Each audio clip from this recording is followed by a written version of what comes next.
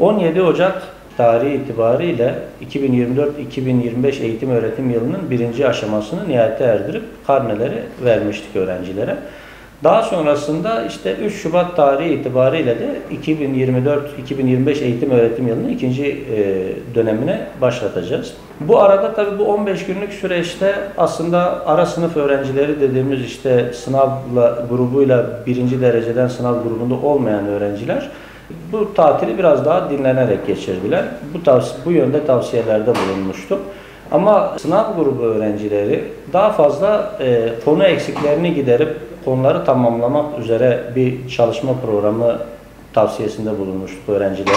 Bu arada tabii öğrenciler, ara sınıf öğrencileriyle ilgili öncelikli olarak başlamak gerekirse, tatillerin şöyle bir avantajı var. Dinlenme, yıl içerisinde o birinci dönemin yorgunluğunu atlatma gibi bir avantajı olduğu gibi uyku düzeni gibi bazı şeylerin de bozulmasına sebep oluyor.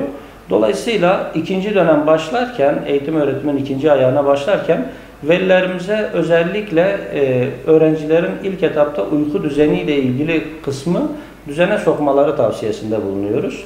Çünkü uyku aslında yani o ara tatildeki geç uyanmalar, işte geç yatmalar bunlar eğitim öğretimin işleyişi açısından problem teşkil ediyor. Özellikle ilk hafta okullar açılırken ilk hafta velilerimiz öğrencileri çok sıkmamaları tavsiyesinde bulunuyoruz. Çünkü o 15 günlük tatilin devamında derse adaptasyonla ilgili bazı problemler ortaya çıkabiliyor. Bu adaptasyonla ilgili süreci aslında atlatmaları için de bir program dahilinde, yani okullar başladığı andan itibaren çok sıkmadan işte o ilk dönemki karne notlarını göz önünde bulundurarak değil, ilk etapta bir adaptasyonla ilgili bir yaklaşımda bulunmaları gerekiyor. Bu yaklaşımı nasıl yapabilirler? Öncelikle az önce de söylemiş olduğum gibi uyku düzeniyle ilgili kısmı bir düzene sokmaları gerekiyor. Düzenli bir ders çalışma programı eşliğinde, yani veli öğrenciyle koordineli bir şekilde ders çalışmasını sağlaması gerekiyor. İlk hafta olduğu için çok zorla değil, daha çok böyle biraz daha motive edici şeylerle ders programına göre hafif düzeyde dersler işleterek hafif bir tempoyla derslere başlaması gerekiyor.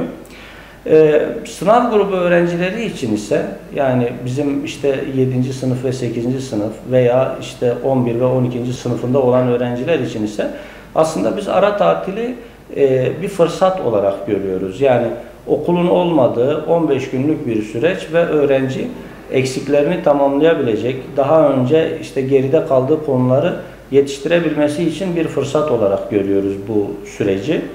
Bu süreçte öğrencilerimize özellikle çok yoğun bir tempoyla ders çalışmalarını sağladık. Ders çalışmalarını tavsiye ediyoruz öğrencilerimize. İkinci dönem başladıktan sonra da, yani 3 Şubat itibariyle de öğrenci normal okul temposuyla birlikte sınav temposunu da devam ettiriyor. Bu süreç 20 Haziran tarihine kadar bu şekilde devam edecektir. İlk dönemle ilgili öğrenci-veli ilişkilerinde aslında karne sürecinde bazı problemler ortaya çıkıyor. Yani öğrenci karnesi kötü olduğu için işte bazen veliler tarafından işte eleştiriliyor, bazen veliler tarafından işte zor durumda bırakılıyor. Ama o geçti artık. Yani ilk dönemki karnenin iyi olması veya kötü olması ikinci dönemin başlangıcı itibariyle ikinci dönemde aslında bir problem teşkil etmemesi gerekiyor. İki dönemi birbirinden ayrı ele almak gerekiyor. Evet, öğrenci ilk dönem karnesi çok iyi. Bu iyi olması öğrenciyi rehavete sokup çalışmasına engel olmaması gerekiyor. Karnesi kötü de olabilir. Bu öğrencinin de ikinci dönem aslında o karnedeki notlarını düzeltebilmesi için bir fırsat olarak görüyoruz. Bu konuda da velilerimizi öğrencilerine karşı anlayışlı davranmalarını tavsiye ediyoruz. Ara tatil bitme aşamasına girdiğimiz şu son günlerde velilerimize aslında bazı tavsiyelerde bulunmak istiyoruz. Bunları başlık altında ele alırsak, öncelikle çocuğumuz uzun bir ilk dönemden geçti. Yani o ilk dönem sürecini atlattı.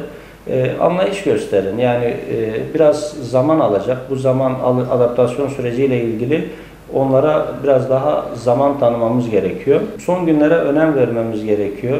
Çünkü öğrencimiz son günlere kadar tatil boyunca bu 15 tatilde uyku düzeni bozuldu, işte günlük hayattaki aktiviteleri değişti. Sürekli ders çalışan, ödev yapan öğrenci 15 gün boyunca yarı zamanlı ödev, işte düzensiz bir uykuyla geçirdi. Sonuçta tatildi. Dolayısıyla bu son 2-3 gün özellikle uyku düzenini, uyku saatlerini düzene sokmak gerekiyor. Varsa öğrenci yapmadığı ödevleri, özellikle ara sınıflar için söylüyoruz bunu, ödevleri bitirmemiş olan öğrenciler ödevlerini bitirip döneme daha olumlu bir şekilde giriş yapmaları gerekiyor. İlk hafta çok fazla yüklenmemek gerekiyor. Çünkü malumunuz yani uyku düzeni bozuk olan, yani yeme içme saati, daha sonra sosyal hayatta daha ön plana almış bir 15 ara tatilden sonra öğrenci birdenbire derse başlaması bazen problem olabiliyor. Dolayısıyla ilk hafta çok fazla yüklenmeden bir ders programına göre bir şablon oluşturmak gerekiyor. Ama ikinci hafta artık normal dönem bittiği zamanki çalışma temposuna öğrencinin başlaması gerekiyor. İkinci yarı yıl öğrenciler için bir fırsattır. Yani ilk yarı yılı kötü geçirmiş öğrenci için bir fırsattır. Veya ilk yarı yılı iyi geçirmiş dahi olsa bu öğrenci için var olan bilgileri pekiştirmek ve daha iyi bir seviyeye gelebilmek için bir fırsattır. Bu fırsatı iyi değerlendirmesini sağlayalım. Bu konuda bizler veliler olarak öğrencilerimize destek olalım. Öğrencilerimizin konsantrasyonunu arttırabilecek şeyler yapmaya çalışalım. Yani bazen veli söylemlerinde işte öğrenciye hakaretvari konuşabiliyor, öğrenciye işte ötekileştirebiliyor. Dolayısıyla öğrencilerimizi sadece okul başarısıyla ölçmeyelim, okul başarısıyla değerlendirmeyelim. Evet, bir başarı kriteridir okul belki ama sonuçta öğrencilerimizin fiziksel ve psikolojik sağlığı da bizim için önemlidir. Bu konuda öğrencilerimize yardımcı olmaya çalışalım. Okulu öğrencinin farklı bir gözle görmesini sağlayalım. Yani okul öğrencimiz için işte bir amaçtan ziyade başarılı olmak için bir araç olarak kullanmasını sağlayalım. Derslerle ilgili başarısında onu motive edecek onu ekstra motive edecek bazı şeyler öne sürebiliriz. Yani ödüllendirme dediğimiz olayı gerçekleştirmeye çalışalım ki öğrencimizin bu konuda motivasyonu biraz daha iyi bir seviyeye gelsin.